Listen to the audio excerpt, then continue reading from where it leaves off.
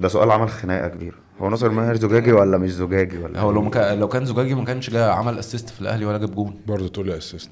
طب ما ايه؟ طب هو مش ما هو اسيست عمل ولا اسيست. ده ولا ده بقى ما ترجمش احنا الجون. هنعمل ايه في المشكله دي دلوقتي؟ هو عمل اسيست، هو زجاجي ولا مش بص انا زجاجي؟ انا كده كده مش مقتنع ان هو لعيب مؤثر خالص، وده بان في الماتشات التانية. عمل ايه؟ ما عملش حاجه.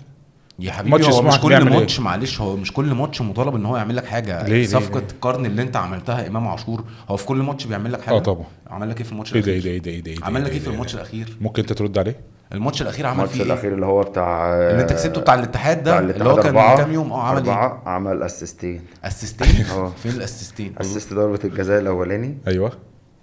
ايه ده؟ هي ضربه الجزاء بتحسب اسيست يعني؟ مش هتحسب لعمر لا كمال؟ لا هو هتتحسب لعمر مؤثر في كمال، دي. انا قصدي ان هو ما هو ادى مؤثر. ثرو لعمر كمال خطير يعني، انا مش بتكلم ان هو ده اسيست. بالنسبه لي مش اسيست، دي عمرها في كره القدم ما طيب كانت طيب اسيست. ماشي.